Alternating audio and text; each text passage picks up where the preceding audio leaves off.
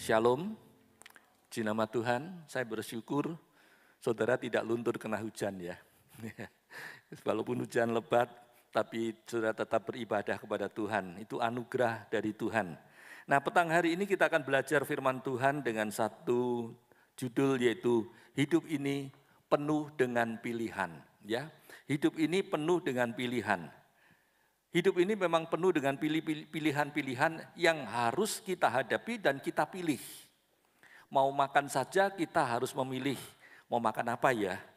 Mau makan nasi pecel, ataukah nasi Bali, nasi soto, nasi goreng, atau nasi yang lainnya. Atau mungkin sudah berkata, saya pilih makan ketela rebus saja.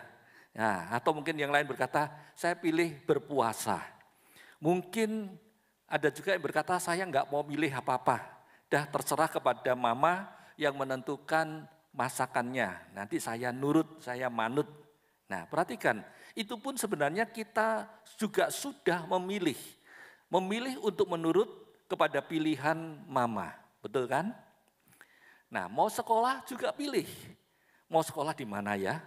Di sekolah swasta ataukah di sekolah negeri? Atau mungkin kita berkata, sudah, saya nggak usah sekolah saja deh.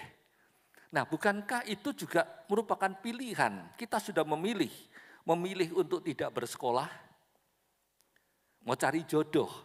Pasti kita juga akan memilih. Kalau cowok memilih perempuan. Nah, perempuan yang mana? Perempuan yang kurus ataukah yang gemuk? Mau pilih yang cantik ataukah yang biasa-biasa saja? Mau pilih cewek yang kaya ataukah yang biasa-biasa, yang sederhana? Mau pilih cewek karier yang punya pekerjaan sendiri, ataukah yang hanya menjadi ibu rumah tangga saja? Ada banyak pilihan dalam kehidupan kita, dan kita harus menentukan pilihan kita. Mungkin ada yang berkata, saya menentukan pilihan saya tidak menikah saja. Saya mau ngejomblo aja. Nah, itu juga sebuah pilihan lagi, ya. Mungkin kalau kita bertanya kepada anak-anak kita, apa cita-citamu? Kalau kamu besar nanti, kamu mau jadi apa? Nah, ada yang berkata, saya mau jadi dokter, saya mau jadi insinyur bangunan, saya mau jadi polisi, saya mau jadi tentara. Mungkin ada yang katakan, saya mau jadi presiden. Nah, itu semua pilihan, ya. Dan masih ada banyak sekali pilihan-pilihan lainnya yang ditawarkan kepada kita di dalam hidup ini yang harus kita pilih. Yang mau tidak mau harus kita pilih. Kalau mungkin kita berkata, enggak kok, saya enggak memilih yang manapun juga. Sudah terserah kepada Tuhan, saya mau mengalir saja. Apa yang Tuhan tetapkan, yang Tuhan berikan pada saya nurut saja. Nah, itu juga pilihan, saudara sekalian. Kita memilih untuk menurut kepada kemauannya Tuhan, kepada keputusannya Tuhan. Jadi dalam hidup ini mau tidak mau kita harus menentukan pilihan-pilihan. Nah, di dalam Alkitab kita juga membaca Tuhan pernah berkata, pilihlah kehidupan supaya kamu hidup. Coba kita baca Ulangan 30 ayat yang ke-19. Ulangan 30 ayat 19. Aku memanggil langit dan bumi menjadi saksi terhadap kamu pada hari ini. Kepadamu kuperhadapkan kehidupan dan kematian, berkat dan kutuk. Pilihlah kehidupan, supaya engkau hidup, baik engkau maupun keturunanmu. Tuhan berkata, pilihlah kehidupan, supaya engkau hidup, baik engkau maupun keturunanmu. Apa kehidupan itu? Kehidupan itu adalah firman Allah.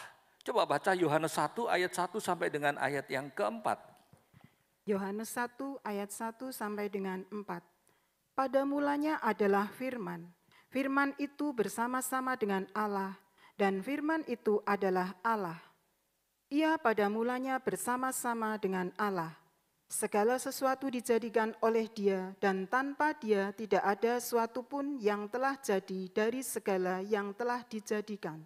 Dalam Dia ada hidup, dan hidup itu adalah terang manusia. Ya, pada mulanya adalah firman, dan firman itu adalah Allah. Di dalam Dia, di dalam firman itu ada hidup. Ya, jadi kalau ditanya apa sih kehidupan ini, kok Tuhan katakan pilihlah kehidupan. Kehidupan itu adalah firman Allah. Siapa kehidupan itu? Nah, kehidupan itu adalah Tuhan Yesus. Coba baca Yohanes 14 ayat yang ke-6. Yohanes 14 ayat 6. Kata Yesus kepadanya, "Akulah jalan dan kebenaran dan hidup. Tidak ada seorang pun yang datang kepada Bapa kalau tidak melalui aku." Amin. Tuhan katakan, akulah jalan kebenaran dan hidup. Jadi Tuhan Yesus Kristus itu adalah kehidupan. Nah, perhatikan, di dalam firman Allah itu ada hidup. Karena firman Allah itu adalah pribadi Allah sendiri. Di dalam Tuhan Yesus Kristus juga ada hidup. Sebab Tuhan Yesus Kristus itu adalah firman Allah. Dan Tuhan Yesus Kristus itu adalah Allah sendiri. Jadi kalau kita mau memilih kehidupan, berarti kita ini memilih Allah Sang Pencipta itu di dalam kehidupan kita. Allah yang Maha Kuasa itu kita jadikan sebagai Allah dan Tuhan kita. Dan itu berarti kita harus mau menuruti firman Allah. Kita harus mau menerima Tuhan Yesus sebagai Tuhan dan Allah kita. Kita harus percaya kepada Tuhan dengan sepenuh hati kita. Dan kita harus mau hidup di bawah pimpinan firman Tuhan. Ingat sudah, jangan sampai kita salah pilih. Pilihlah kehidupan supaya kita hidup baik kita maupun semua anak cucu kita. Nah, kita semua sudah enggak salah pilih kan? Kita semua sudah memilih Tuhan Yesus sebagai Tuhan dan Allah kita. Amin. Kita semua sudah memilih Tuhan. Dan kita sudah memilih firman Allah itu sebagai penuntun kehidupan kita juga, bukan? Nah, hari ini firman Tuhan juga mau memberikan pilihan kepada kita. Yaitu pilihan antara berkat dan kutuk. Nah, kita mau pilih mana? Kalau kita dihadapkan pada berkat dan kutuk, kita mau pilih berkat ataukah kutuk? Kita ingin hidup penuh dengan berkat Tuhan ataukah penuh dengan kutuk Tuhan? Saya yakin kita semua pasti kalau dihadapkan antara berkat dan kutuk pasti pilih berkat. Amin. Enggak ada kan yang ingin memilih kutuk? Semua pasti ingin berkat, ya. Enggak ada yang memilih kutuk. Dan Tuhan hadapkan ini kepada kita pada petang hari ini, berkat atau kutuk. Coba kita baca Ulangan 11, ayat 26 sampai dengan ayat 28. Ulangan 11 ayat 26 sampai 28. Lihatlah, aku memperhadapkan kepadamu pada hari ini berkat dan kutuk. Berkat apabila kamu mendengarkan perintah Tuhan Allahmu yang kusampaikan padamu pada hari ini. Dan kutuk jika kamu tidak mendengarkan perintah Tuhan Allahmu dan menyimpang dari jalan yang kuperintahkan kepadamu pada hari ini dengan mengikuti Allah lain yang tidak kamu kenal. Amin. Nah, Tuhan katakan pada petang hari ini, lihat, aku memperhadapkan Tuhan kepadamu kutuk ataukah berkat. Ini adalah firman Tuhan yang disampaikan oleh Musa kepada bangsa Israel. Dan petang hari ini saya yang menyampaikan kepada saudara. Tuhan hadapkan pada kita berkat dan kutuk. Mau pilih yang mana, berkat atau kutuk? Ini adalah pilihan yang diberikan oleh Tuhan yang mau tidak mau harus kita tentukan pilihan kita. Silakan saudara pilih sendiri. Dan nikmatilah sendiri apa yang telah kita pilih itu. Kalau kita memilih berkat, ya kita akan menikmati berkat-berkat Tuhan itu di dalam hidup kita. Sebaliknya kalau kita memilih kutuk, ya kita juga akan menikmati kutuk-kutuk itu di dalam kehidupan kita. Jangan sampai salah pilih. Petang hari ini kita akan coba belajar dari Ulangan pasal 11, ayat 8 sampai dengan ayat yang ke-32. Saya tidak akan baca semua ayatnya ya. Saya hanya ambil beberapa ayat saja, nanti saudara baca sendiri di rumah. Kalau kita mau memilih berkat dari Tuhan, maka hidup kita akan bahagia. Sebab ada banyak sekali hal-hal yang baik, yang luar biasa di dalam berkat Tuhan itu. Nanti kan kita lihat itu. Kita mau pilih mana, berkat atau kutuk? Kemarin waktu saya mempersiapkan khotbah ini, saya mendengar saya kebetulan buka Facebook, Dan saya mendengar ada seorang pengkhotbah wanita yang mengatakan begini, dalam visi itu. Tuhan tidak ingin kita menjadi kere, ya dia pakai istilah kasar ya. Tuhan tidak ingin kita menjadi kere. Tuhan ingin kita semua kaya, supaya kita bisa menolong orang lain, supaya bisa menjadi berkat bagi orang lain. Kalau kita kere, bagaimana kita bisa memberkati orang lain, dia katakan begitu. Dan dia katakan yang ingin kita menjadi kere itu adalah iblis. Saya sempat memberi komen di situ ya, saya tulis komentarnya. Apakah hanya orang yang kaya saja yang bisa menjadi berkat bagi orang lain? Orang miskin juga bisa. Selain itu, iblis tidak selalu ingin kita menjadi kere. Ya, iblis tidak selalu ingin kita menjadi miskin. Iblis juga bisa suatu waktu ingin kita menjadi kaya, bahkan bisa memberikan kekayaan. Contohnya dengan memberikan pesugihan kepada kita. Ingat juga peristiwa ketika Tuhan Yesus dicobai oleh iblis di padang gurun. Salah satu pencobaan yang diberikan oleh iblis kepada Tuhan Yesus adalah dia memamerkan seluruh isi dunia ini kepada Yesus. Dan dia katakan semua yang ada di dunia ini, semua kekayaan, semua keindahan, semua kehormatan yang ada di dunia, aku berikan kepada kamu. Dengan satu syarat, kamu sujud menyembah aku. Satu kali aja. Dengan kata lain bahwa iblis kadang-kadang juga mau memberikan kekayaan kepada manusia. Ya. Ingat saudara, yang namanya berkat dari Tuhan itu tidak hanya berupa uang.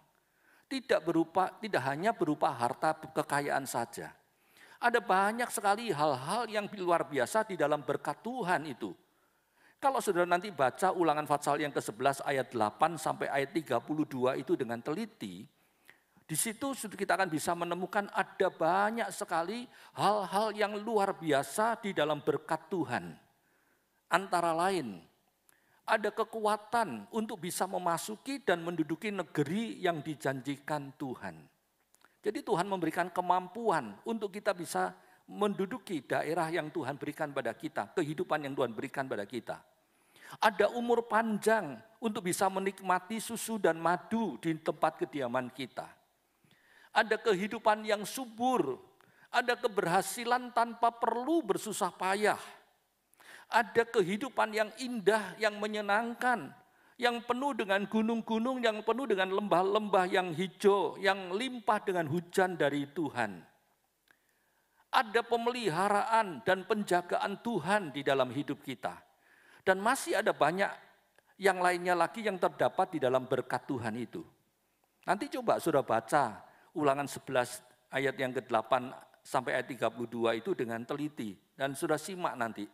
Ada banyak sekali berkat-berkat yang Tuhan berikan kepada kita. Tidak hanya materi, tidak hanya uang saja, tidak hanya kekayaan saja. Dan ingat, Tuhan memberi kita berkat, pasti Tuhan melengkapi dengan kuasa untuk kita bisa menikmatinya. Pengkhotbah Fatsal yang ke-6 ayat yang kedua. Kalau kita diberi berkat oleh Tuhan tapi tidak diberi kuasa untuk menikmati, wah kita malah merana saudara, kita nelongso. Kita punya banyak harta, tapi kita tidak bisa menikmati, tidak bisa menggunakan uang itu dengan sukacita. Mau dipakai beli ini takut, nanti kalau pajaknya tahu gimana, wah kita dipanggil, kita kena denda banyak. Nah mau pakai beli makanan yang enak, waduh nanti kolesterolnya naik, nanti diabetesnya kambuh, ada banyak hal. Nah kalau kita diberi berkat banyak tapi tidak diberi kuasa untuk menikmati, buat apa? Ya. Diberi penjagaan oleh Tuhan tapi kita tidak bisa menikmati penjagaan dari Tuhan. Kita tetap susah, diganggu orang, tidak ada kekuatan untuk melawan. Apa gunanya saudara sekalian? Kalau Tuhan memberi kita berkat, Tuhan akan lengkapi dengan kuasa untuk menikmatinya. Itu sebabnya ayo pilihlah berkat dari Tuhan. Jangan pilih kutuk dari Tuhan, nanti kita celaka. Nah, kita akan coba lihat apa sebenarnya yang kita harus lakukan kalau kita mau memilih berkat dari Tuhan.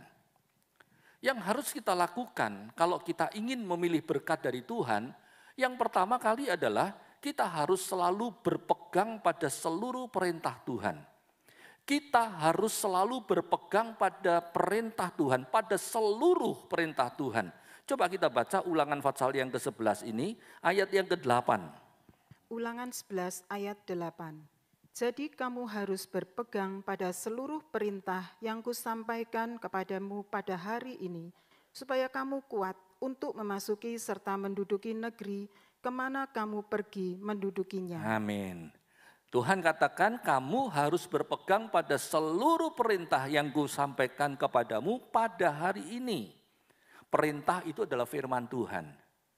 Nah, berpegang di dalam bahasa aslinya diambil dari kata syamar, itu bisa berarti memegang, menjaga, memperhatikan, juga mempelajari. Ya. Kata syamar ini di dalam bahasa aslinya ditulis dalam bentuk sempurna, bentuk perfect. Berarti harus dilakukan secara sempurna. Yang harus dipegang secara sempurna itu adalah seluruh perintah Tuhan yang kita dengarkan hari ini. Ya, seluruh perintah Tuhan yang kita dengarkan hari ini. Jadi, setiap kali kita mendengarkan firman Tuhan pada hari ini, maka kita harus memperhatikannya, mempelajarinya baik-baik, kemudian memegangnya dengan teguh secara sempurna, seluruhnya. Bukan cuma sebagian saja yang kita sukai, bukan, tapi harus seluruhnya. Hari ini Tuhan berikan firman-Nya kepada kita, maka seluruh firman Tuhan itu harus kita perhatikan baik-baik. Harus kita renungkan baik-baik, lalu kita lakukan dengan taat. Besok lagi kalau kita mendengarkan firman Tuhan lagi, ya harus kita perhatikan lagi dengan sungguh-sungguh. Kita renungkan lagi, kita lakukan lagi. Begitu terus. Jadi setiap kali kita mendengarkan firman Tuhan hari ini, kita kerjakan firman Tuhan itu. Kita renungkan, kita pelajari, kemudian kita lakukan. Besok menerima firman Tuhan lagi, dilakukan lagi. Jadi, kita memperhatikan dan melakukan semua firman Tuhan itu setahap demi setahap. Setahap demi setahap. Jangan kita berkata, sudah saya tumpuk saja dulu sampai semuanya lengkap. Baru nanti saya kerjakan. Saya lakukan perintah Tuhan ini. Saya tumpuk aja dulu. Daripada hari ini saya kerjakan sebagian, besok lagi sebagian, besok lagi sebagian. Sudah sekalian aja. Kalau Tuhan sudah memberikan semua firman-Nya, sudah semua komplit, nah baru nanti saya akan renungkan, saya pelajari, saya lakukan. Jangan berkata begitu, saudara-saudara. Melakukan firman Tuhan setahap demi setahap saja. Kita sudah sering kali berkata berat, enggak bisa. Lah kok mau sekaligus seluruhnya kita kerjakan. Enggak mungkin bisa. Tuhan tahu kekuatan kita. Itu sebabnya Tuhan suruh kita belajar itu setahap demi setahap. Lakukan firman Tuhan itu setahap demi setahap. Yang penting di dalam melakukan firman Tuhan kita tidak boleh pilih-pilih perintah Tuhan. Harus semuanya. Baik yang berat maupun yang ringan. Baik yang enak maupun yang tidak enak bagi perasaan daging kita. Semuanya harus kita pelajari, kita renungkan, kita kerjakan. Nah, kalau kita mau mendengar dan melakukan firman Tuhan itu secara sempurna, maka kita akan menjadi orang yang bijaksana. Coba baca Matius 7 ayat yang ke-24. Matius 7 ayat 24. Setiap orang yang mendengar perkataanku ini dan melakukannya, ia sama dengan orang yang bijaksana yang mendirikan rumahnya di atas batu. Nah, orang yang mendengar perkataan Tuhan, firman Tuhan, kemudian melakukannya, orang itu adalah orang yang bijaksana. Kenapa? Mendengar dan melakukan firman Tuhan kok bisa membuat kita menjadi orang yang bijaksana? Kenapa? Sebab firman Allah itu adalah hikmatnya Allah sendiri. Dan firman Allah itu mampu memberi hikmat kepada kita yang bodoh ini. Coba baca Mazmur 19 ayat yang ke-8. Mazmur 19 ayat 8. Taurat Tuhan itu sempurna, menyegarkan jiwa. Peraturan Tuhan itu teguh, memberikan hikmat kepada orang yang tak berpengalaman. Nah, Taurat Tuhan itu sempurna, itu firman Tuhan itu sempurna. Peraturan Tuhan itu firman Tuhan, itu juga teguh memberi hikmat kepada orang yang tidak berpengalaman. Jadi kalau kita mau mendengarkan firman Tuhan dengan sungguh-sungguh dan melakukan firman Tuhan, itu yang akan membuat kita menjadi orang yang bijaksana. Karena firman Tuhan memberikan hikmat itu kepada kita. Itu sebabnya, ayo perhatikan baik-baik setiap kali kita mendengarkan firman Tuhan itu. Jangan sambil main HP ya. Jangan sambil buka-buka medsos, buka-buka video, buka-buka TikTok dan yang lain-lainnya. Harus serius di dalam mendengarkan firman Tuhan. Supaya kita bisa menjadi orang yang bijak, yang enggak gampang ditipu oleh pengajaran sesat. Supaya bangunan iman kita itu menjadi bangunan yang benar-benar kokoh. Enggak bisa diruntuhkan oleh apapun juga. Coba baca Matius 7 ayat 24 dan 25. Matius 7 ayat 24 dan 25.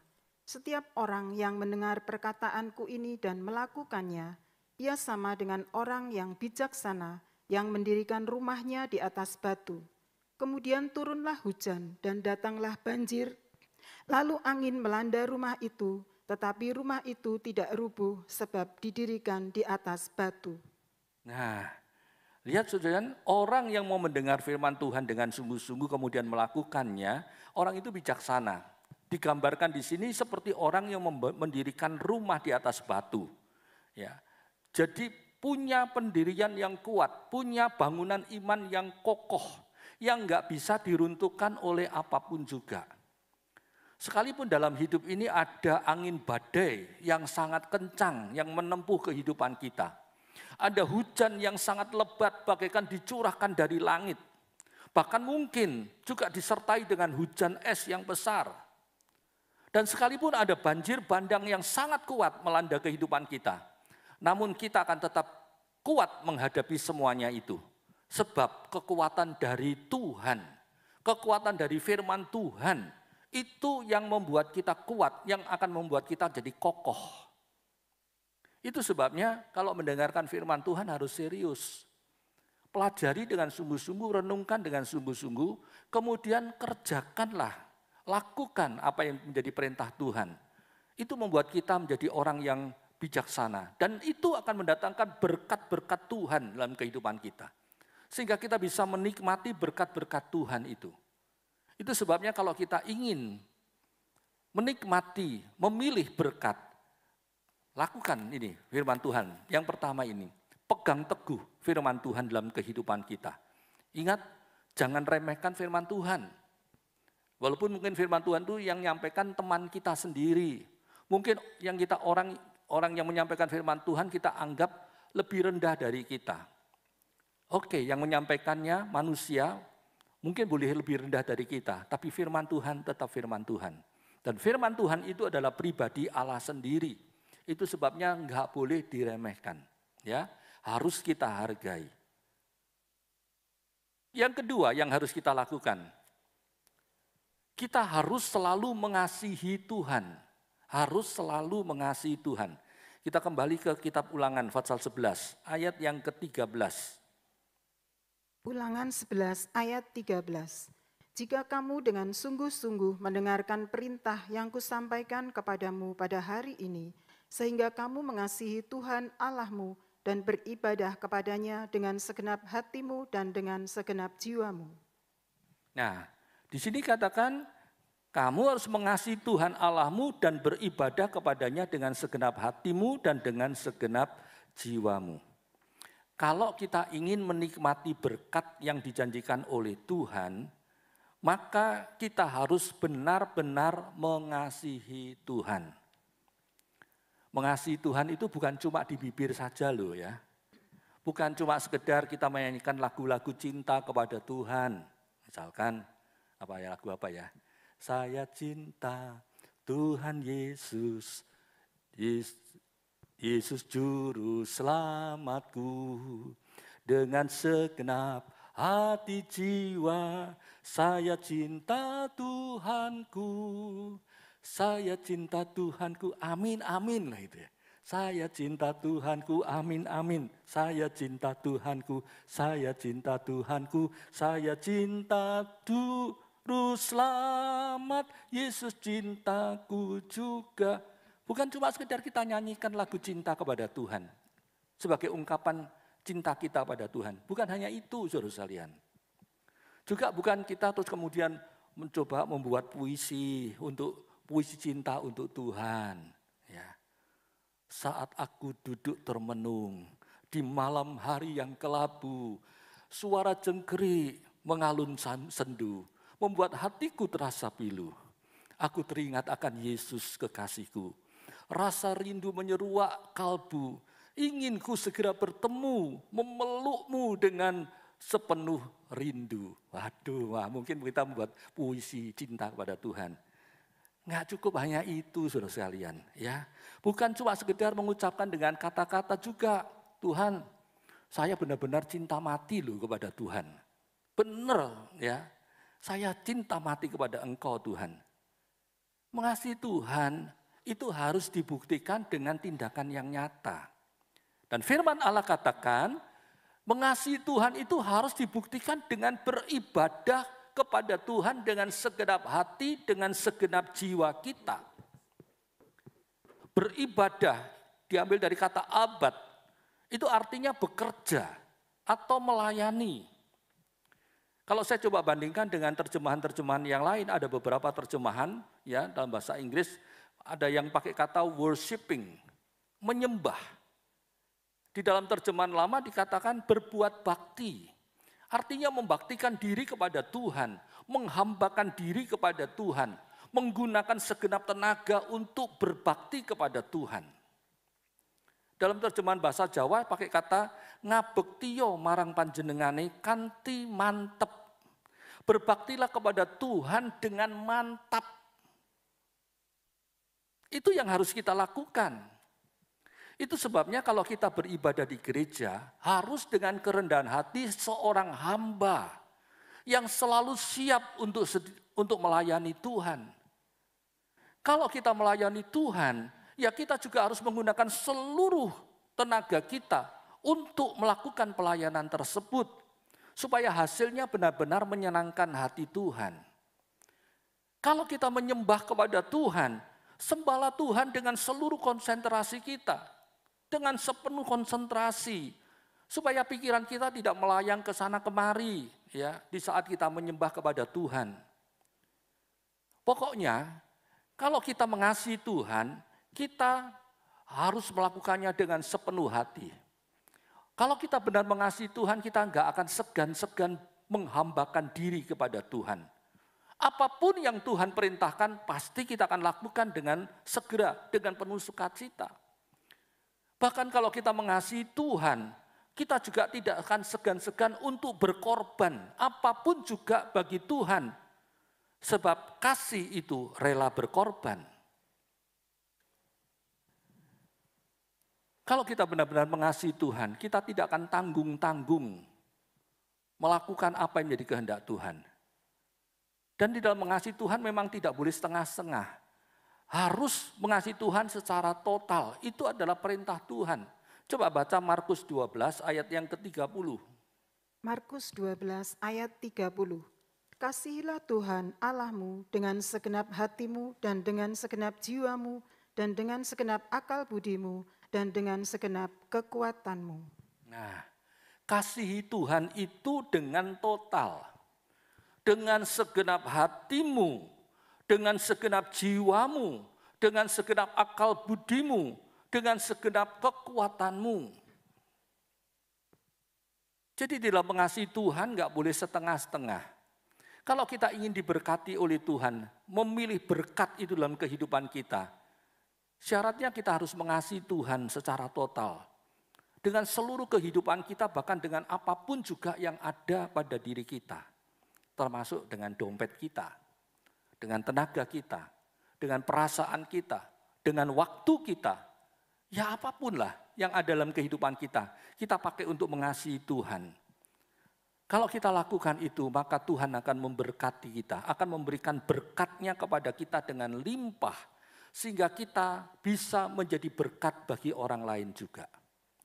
Ya, jadi yang pertama kita harus berpegang teguh pada firman Tuhan. Kedua, kita harus mengasihi Tuhan secara total. Dengan bukti yang nyata, bukan hanya dengan kata-kata, tapi dengan tindakan yang nyata. Dan yang ketiga, Tuhan katakan jangan membiarkan diri kita terbujuk oleh siapapun untuk meninggalkan Tuhan. Coba baca kembali Ulangan 11 ayat yang ke-16. Ulangan 11 ayat 16. Hati-hatilah supaya jangan hatimu terbujuk, sehingga kamu menyimpang dengan beribadah kepada Allah lain dan sujud menyembah kepadanya. Nah, Tuhan katakan hati-hati. Jangan hatimu terbujuk sehingga kamu menyimpang dengan beribadah kepada Allah lain dan sujud menyembah kepadanya. Tuhan sudah ingatkan kita, hati-hati jangan hatimu sampai terbujuk, baik oleh pengajaran-pengajaran yang sesat maupun oleh orang-orang yang sesat. Jangan biarkan hati kita terbujuk. Ya. Sekarang ini ada banyak sekali orang-orang Kristen yang tersesat oleh pengajaran-pengajaran sesat, oleh orang-orang yang suka menyesatkan kita. Sekarang ini memang ada banyak sekali pengajaran-pengajaran yang sesat. Itu Tuhan sudah katakan sebelumnya, bahwa di akhir zaman nanti ada banyak penyesatan. Ada banyak guru-guru palsu, ada nabi-nabi palsu, bahkan ada Kristus-Kristus palsu yang berusaha menyesatkan iman kita dari Tuhan supaya kita menyimpang dari Tuhan dan menyembah kepada yang lainnya. Kenapa? Kok saat ini ada banyak sekali pengajaran sesat dan banyak orang yang menjadi penyesat? Kenapa? Ada 3 alasan yang saya pikirkan, saya temukan. Yang pertama adalah sebab ada banyak orang Kristen yang malas membaca Alkitab. Malas membaca Alkitab, malas merenungkan firman Allah. Jangankan merenungkan firman Allah itu siang dan malam. Merenungkan firman Allah 1 jam saja setiap hari. Sudah banyak yang tidak mau melakukannya. Diajak untuk membaca Alkitab secara rutin. Ya, banyak yang tidak melakukan. Jujur aja. Berapa banyak di antara kita yang membaca Alkitab tiap hari? Enggak semua. Enggak semua orang Kristen suka baca Alkitab tiap hari. Nah, itulah yang membuat penyesatan itu gampang merebak di mana-mana dan gampang mempengaruhi kita. Seringkali ada banyak alasan yang kita pakai untuk tidak membaca Alkitab. Tidak merenungkan firman Tuhan tiap hari. Alasannya macam-macam. Yang males lah, yang enggak punya waktu lah, enggak ada waktu lah, yang bosan lah, dan yang lain-lainnya lagi. Akibatnya, banyak orang Kristen tidak tahu kebenaran yang sejati. Ya, banyak orang Kristen yang tidak tahu tentang kebenaran firman Allah yang sejati. Akibatnya kalau ada pengajaran sesat, dia tidak tahu apakah ajaran itu sesat atau tidak. Dia tidak bisa membedakan. Pokoknya ya namanya firman Tuhan ya saya terima. Ditelan mentah-mentah begitu saja. Hati-hati saudara-saudara. Akhir zaman ini ada banyak penyesatan. Jangan jadi orang yang bodoh. Tapi jadilah orang yang bijaksana, yang ngerti kebenaran firman Tuhan.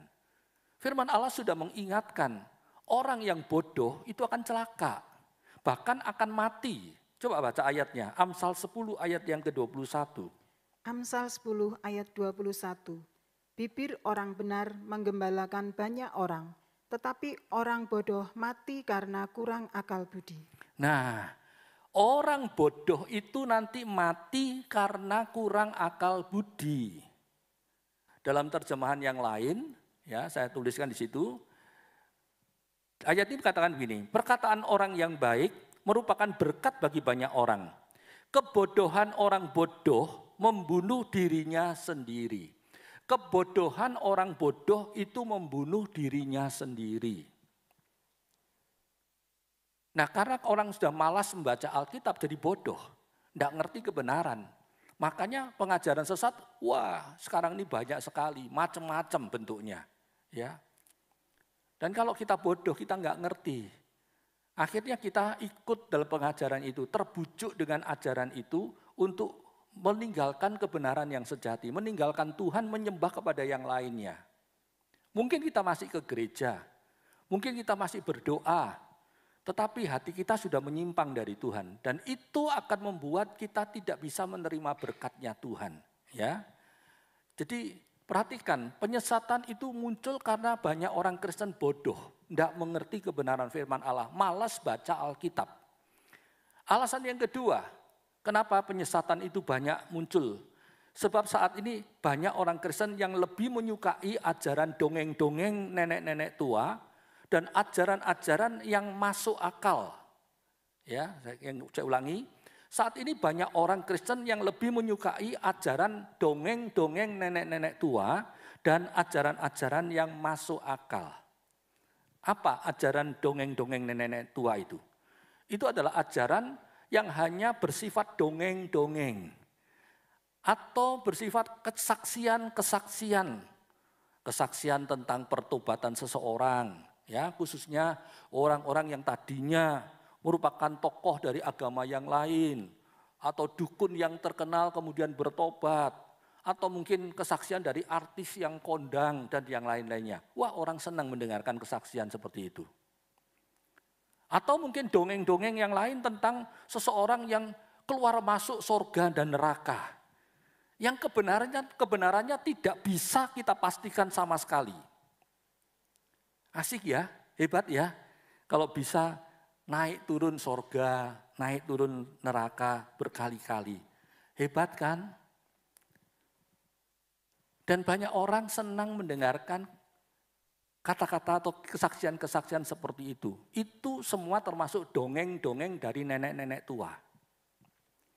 Atau dongeng-dongeng tentang seseorang yang sudah berulang kali mendengar suara roh. Wah, saya mendengar loh suara roh. Roh Kudus berbicara pada saya, suruh melakukan sini, ini, itu, berbuat ini, berbuat itu. Suruh pergi ke sana, pergi ke situ. Ada banyak hal-hal yang sifatnya ngeroh, ya. Orang istilah sekarang ini banyak yang ngeroh. Wah, orang senang kalau mendengarkan hamba Tuhan atau seseorang khotbah itu yang cerita tentang hal-hal yang ngeroh gitu loh. Waduh, hebat ya. Itu dongeng-dongeng nenek-nenek tua. Ya. Semua ajaran dongeng-dongeng nenek tua itu memang mengasihkan. Memang mengasihkan untuk didengar. Sama seperti ketika dulu kita masih kecil. Kita juga senang mendengar dongeng-dongeng, bukan?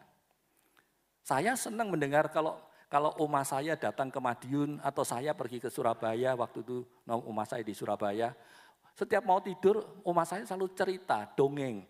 Ya, dongeng tentang apa, ya macam-macam dongengnya. Ya, sampai sekarang sebagian masih ingat saya dongeng-dongengnya itu.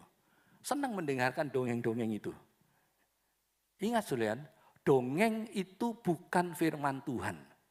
Dongeng itu bukan firman Tuhan. Dongeng itu memang menarik untuk didengarkan, tetapi tidak akan bisa menumbuhkan iman kita. Sebab dongeng itu bukan firman Tuhan. Yang bisa menumbuhkan iman kita adalah firman Tuhan, hanya firman Tuhan. Roma 10 ayat yang ke-17. Mendengar firman itu yang bisa menumbuhkan iman kita. Mendengar dongeng hanya memuaskan telinga. Tidak menumbuhkan iman. Mungkin ada yang berkata, loh iman saya terbangun loh mendengar kesaksian-kesaksian itu. Berapa lama saudara menikmatinya?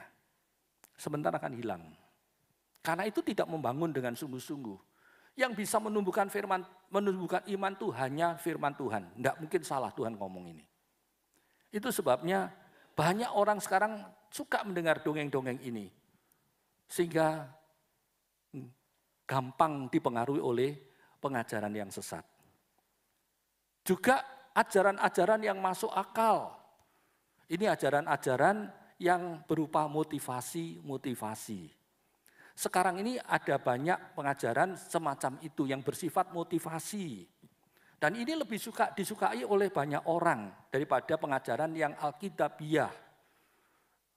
Orang selalu katakan yang alkitabiah itu, terlalu banyak ayatnya, bosan mendengarkannya. Nah, beda dengan ajaran yang berupa motivasi. Itu adalah ajaran yang memang masuk akal, karena motivasi itu memang dipikirkan dengan akal manusia. Padahal firman Allah, pengajaran firman Allah yang murni, itu tidak didasarkan atas pikiran manusia, tetapi didasarkan atas pimpinan Roh Kudus, bukan atas pikiran manusia. Rasul Paulus, dia katakan dia mengajarkan firman Tuhan bukan dengan pakai otak, bukan hanya sekedar pakai pikiran manusia, nanti kita baca ayatnya. Tapi dengan pimpinan Roh Kudus. Nah, kalau ajaran itu masuk akal, itu memang enak didengar. Oh iya ya, betul ya, betul. Cocok itu ya. Karena memang masuk akal. Beda sekali dengan pengajaran yang alkitabiah, yang seringkali rasanya enggak masuk akal. Contoh, orang sakit kanker kok disuruh berdoa, minta mujizat dari Tuhan. Ya enggak sembuh, enggak masuk akal kan. Kalau orang sakit kanker ya harusnya berobat. Pakai teknologi yang canggih sekarang ini, itu baru masuk akal. Mosok berdoa, tumpang tangan, bisa sembuh. Enggak masuk akal kan? Mujizat itu sudah lewat masanya. Itu dulu, waktu Tuhan Yesus ada di dunia, itu mujizat terjadi. Kalau sekarang tidak ada mujizat lagi. Yang harus dilakukan harus pakai teknologi yang canggih, bukan mujizat lagi. Itu yang masuk akal. Nah, ajaran-ajaran yang masuk akal inilah yang sekarang ini lebih disukai orang Kristen zaman sekarang ini. Paulus berkata bahwa dia mengajar bukan pakai akal manusia, tapi pakai pimpinan Roh Kudus. Ayo baca, 1 Korintus 2 ayat 4 dan 5. 1 Korintus 2 ayat 4 dan 5. Baik perkataanku maupun pemberitaanku tidak kusampaikan dengan kata-kata hikmat yang meyakinkan, tetapi dengan keyakinan akan kekuatan roh, supaya iman kamu jangan bergantung pada hikmat manusia, tetapi pada kekuatan Allah. Amin. Dia katakan, pemberitaanku tidak kusampaikan dengan kata hikmat yang meyakinkan, tapi dengan keyakinan akan kekuatan roh, supaya iman kamu jangan bergantung pada hikmat manusia, tapi pada kekuatan Allah. Terjemahan yang lain mengatakan begini, berita yang saya sampaikan kepadamu tidak saya sampaikan dengan kata-kata yang memikat menurut kebijaksanaan manusia. Saya menyampaikan itu dengan cara yang membuktikan bahwa Roh Allah berkuasa. Saya berbuat begitu supaya kepercayaanmu kepada Kristus tidak berdasarkan kebijaksanaan manusia, melainkan berdasarkan kuasa Allah. Nah, banyak orang Kristen sekarang lebih suka mendengarkan motivasi daripada kebenaran firman Allah. Enggak heran pengajaran sesat merebak di mana-mana. Dan banyak orang tersesat tanpa disadari. Alasan yang ketiga, sebab saat ini ada banyak orang Kristen yang suka memuja manusia. Suka memuja manusia. Coba berapa banyak pendeta-pendeta atau pengkhotbah-pengkhotbah yang saat ini sangat dipuja-puja oleh banyak orang Kristen. Coba hitung sendiri ya. Saudara pasti akan tahu itu. Oh, si A itu dipuja-puja, si B, si C. Wah, pokoknya pengkhotbah-pengkhotbah yang hebat-hebat itu dipuja-puja manusia. Nah, kalau pengkhotbah itu sudah dipuja-puja, maka apapun yang dikatakan oleh orang itu pasti akan diterima secara mentah-mentah, ditelan bulat-bulat oleh para pemujanya. Soal apakah pengajarannya itu benar atau salah, orang sudah tidak memperdulikan lagi. Ya, semuanya dianggap pasti benar. Sekalipun mungkin ada hamba-hamba Tuhan yang lain, ada pendeta-pendeta yang lain yang menyerang pengajaran yang sesat itu. Namun para pemuja dari hamba Tuhan itu pasti akan bersikeras menyatakan bahwa ajaran hamba Tuhan itulah yang benar. Justru pendeta-pendeta yang lain yang suka mengkritik, yang suka menyerang pengajaran itu, mereka itu karena iri. Mereka itu karena nggak bisa menemukan pengajaran yang benar. Karena ada banyak macam alasan. Bencilah, sakit hatilah, dan yang lain-lainnya. Orang yang memuja itu jadi orang yang sangat fanatik. Apapun yang dikatakan pasti dianggap benar. Hati-hati ya, jangan suka ikut-ikutan memuja manusia. Sebab nanti kita tidak akan mau memuja Tuhan lagi. Yang kita puja adalah manusia. Tuhan bilang ajaran orang itu salah, namun kita akan mencak-mencak membela orang yang kita puja itu. Dan malah kita akan menyalahkan Tuhan yang salah. Loh, kok malah Tuhan yang disalahkan? Tuhan gak mungkin salah, saudara sekalian. Ya, orang yang sudah memuja seseorang, dia akan nggak peduli apapun yang dikatakan selalu dianggap benar, dan itu sangat berbahaya. Ya, itu sebabnya bahaya sekali kalau kita suka memuja manusia. Kita akan jadi orang yang sangat fanatik dan tidak mau peduli lagi pada kebenaran firman Allah yang sejati. Hati-hati saudara sekalian, Tuhan sudah mengingatkan lewat firman Allah, supaya kita jangan sampai hati kita ini terbujuk oleh para penyesat dengan ajaran-ajaran sesatnya itu. Sehingga kita keluar dari kebenaran Tuhan dan mulai sujud menyembah kepada Allah-Allah yang lain.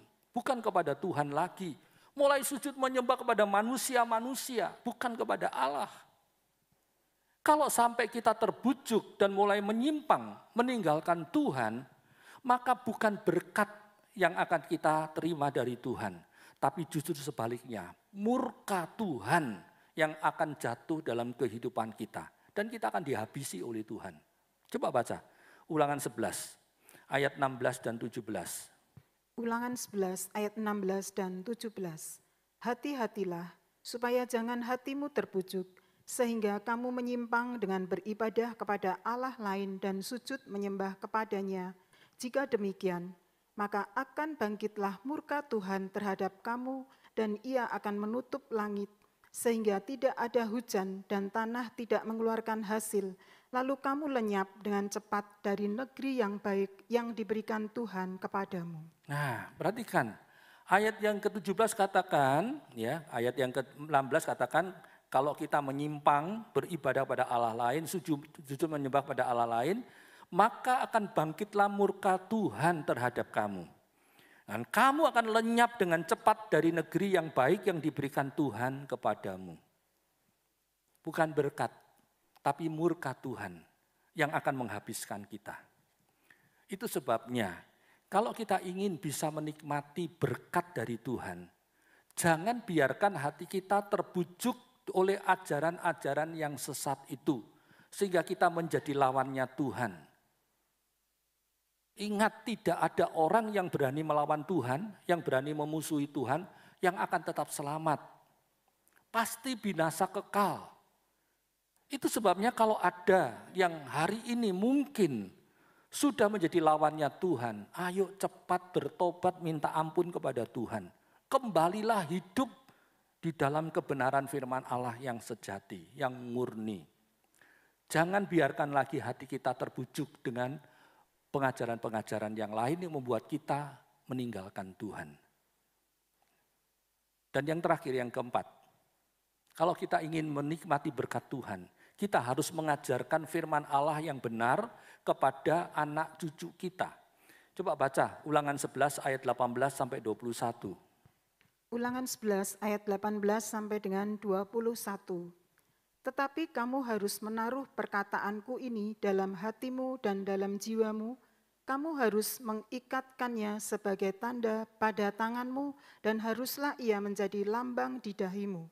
Kamu harus mengajarkannya kepada anak-anakmu dengan membicarakannya apabila engkau duduk di rumahmu dan apabila engkau sedang dalam perjalanan, apabila engkau berbaring dan apabila engkau bangun.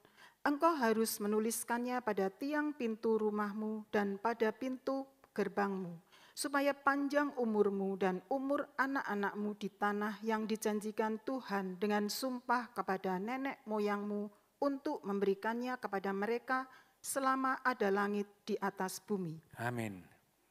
Ya, di dalam ayat ini katakan, kalau kita sudah memilih berkat dan kita ingin agar berkat itu juga bisa kita wariskan kepada anak cucu kita, sehingga mereka juga bisa menikmati berkat Tuhan itu, maka kita harus mengajarkan firman Allah yang benar kepada anak cucu kita. Kita harus mengajarkan firman Allah yang benar kepada anak cucu kita. Kita harus mengajarkannya kepada anak cucu kita pada saat kita sedang duduk bersama di rumah. Juga pada saat kita sedang duduk bersama, sedang makan mungkin. Atau pada saat kita sedang bepergian bersama-sama. Juga pada saat kita sedang berbaring bersama. Ataupun pada saat kita sedang baru bangun bersama, baru bangun tidur bersama.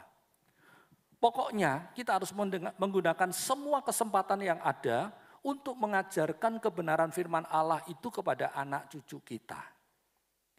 Mengapa? Sebab kalau anak cucu kita tidak dididik dengan kebenaran firman Allah, nanti mereka menjadi musuhnya Allah. Dan kalau mereka menjadi musuhnya Tuhan, ya pasti berkat dari Tuhan tidak akan diberikan kepada mereka. Berkat Tuhan itu hanya berhenti sampai di diri kita saja. Tidak bisa kita wariskan kepada anak cucu kita. Itu sebabnya kita harus mengajarkan firman Allah yang benar itu kepada anak cucu kita. Supaya mereka juga kelak bisa ikut menikmati berkat-berkat Tuhan yang kita wariskan kepada mereka.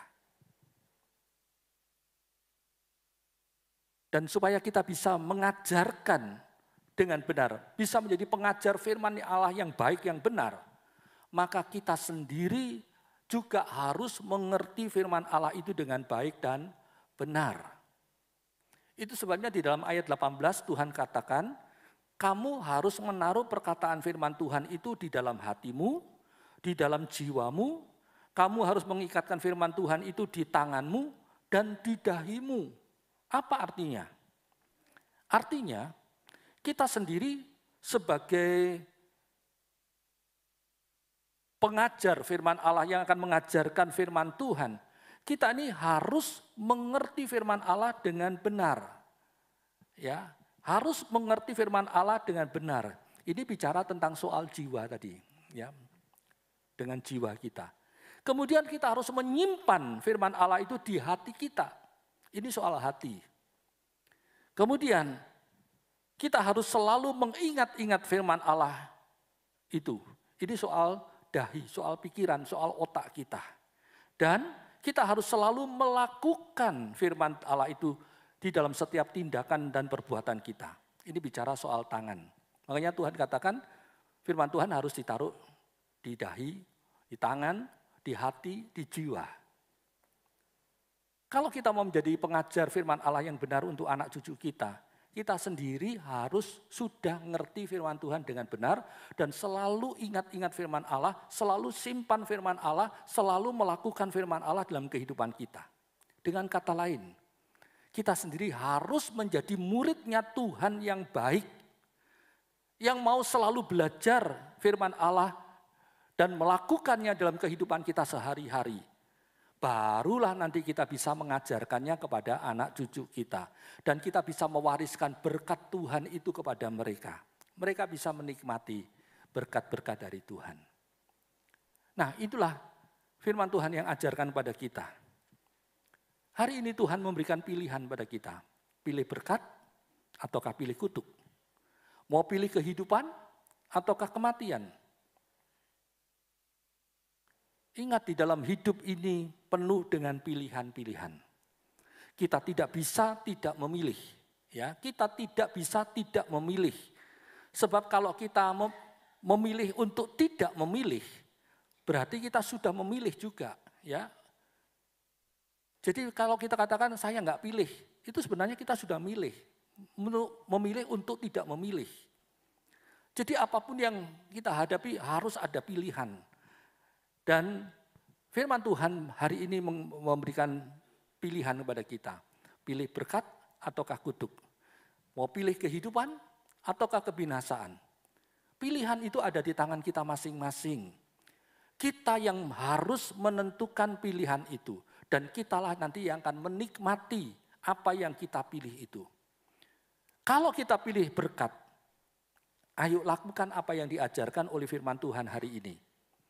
Yang pertama kita harus selalu berpegang pada seluruh perintah Tuhan. Kedua, kita harus selalu mengasihi Tuhan secara total. Dan yang ketiga, jangan biarkan hati kita ini, diri kita ini terbujuk oleh siapapun, oleh ajaran apapun juga untuk meninggalkan Tuhan. Dan yang keempat, kita harus mengajarkan firman Tuhan itu dengan benar kepada anak cucu kita. Supaya mereka juga bisa mewarisi dan menikmati berkat dari Tuhan. Nah, kalau kita mau memilih yang benar, kalau kita memilih berkat, dan kita melakukan apa yang Tuhan pesankan ini, maka kita benar-benar akan menikmati berkat Tuhan itu sampai kepada anak cucu kita. Sebagai ayat terakhir kita baca Ulangan pasal 11 ayat 26 sampai 28. Ulangan 11 ayat 26 sampai dengan 28. Lihatlah, aku memperhadapkan kepadamu pada hari ini berkat dan kutuk.